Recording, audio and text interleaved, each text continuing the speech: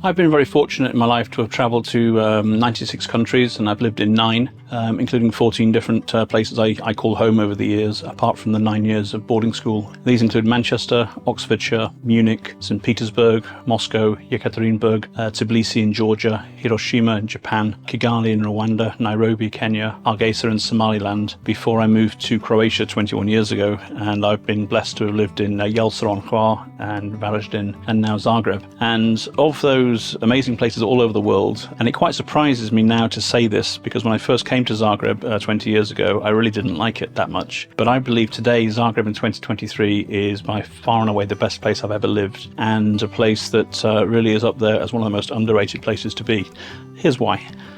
So the first thing I would say about Zagreb and about Croatia in general is safety. This is one of the safest European capital cities that I think exists. You know, women particularly comment when they come travelling here that they're free to walk home at night. They don't feel harassed.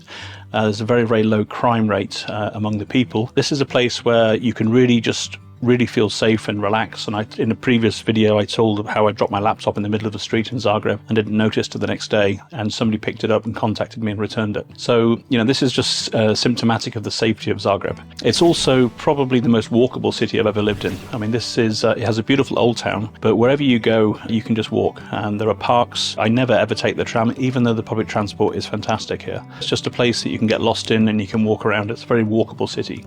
Of course, being in Croatia, lifestyle. This is a city where all the cafes are brimming the whole time, and you can just sit down there and you catch up with people, and a lot of business is done over the cafes here, but it's just got that very sort of Mediterranean sort of lifestyle with a little bit of Austro-Hungarian sort of business sense as well. So it's a nice combination. The number of digital nomads and remote workers that have come here in the last 2-3 years since we started the Zagreb Digital Nomad Week in 2021 is phenomenal, really. There's been a huge influx of people. The number of people that come here and are surprised at the quality of the offer in Zagreb, but the fact that it's under the radar still. So it's like a mini Prague or a mini Vienna, but it's got a lot of soul and a lot of life. And I think now that community of remote workers who are coming here, they're finding Zagreb, they're just finding it a really sort of amazing under the radar place to come. And their sort of mindset and what they're contributing to the city is making it a nicely international, where it wasn't so much maybe 5 even years ago. I also think it's one of the most accessible cities for so many different reasons. This is a city where you can be in Budapest in 2.5 hours, Vienna in 3.5, Ljubljana in 1.5. This is where we now have Ryanair, so you have 40 different destinations. You're 2 hours from the coast.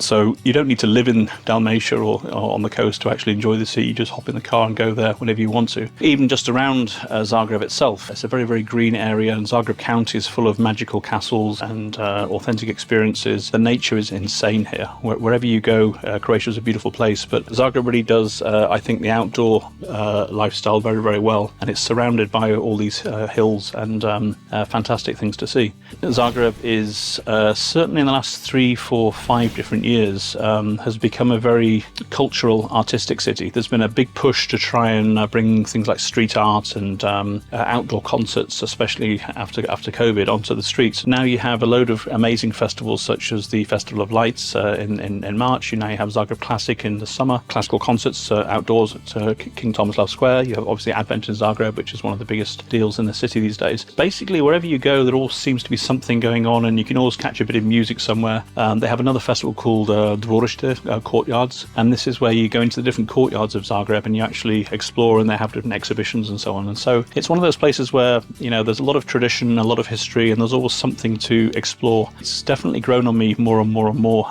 as the years go by. I also really appreciate it for the fact that it has 4 very distinct seasons. When you live on the coast in Croatia, it's basically off-season and the season. And here you definitely have the onset of winter, and you have Advent in Zagreb. You have the start of spring with the Festival of Lights, when, you know, the whole city is getting up towards the season. My favourite time in Zagreb is actually in the summer, when everybody else disappears. Then it's much emptier. They still have a very vibrant programme, but not so many people around, and the people that do stay in Zagreb during the summer are generally the more interesting people that have projects that they're doing. And then you go into the fall, into autumn, and you have a great art festival called Art Punctura, for example. And so there's always something going on culturally. One of the things I like the most about Zagreb, though, is the people, in the sense of there is a new generation of Croatian coming through. And these are the entrepreneurs, these are the IT people, the startups, these are people that want to make change in the country. I'm connected to quite a lot of them through my news portal, Total Croatian News. And it's really really inspiring to see these people, and they're starting to connect with each other. And so there's this really vibrant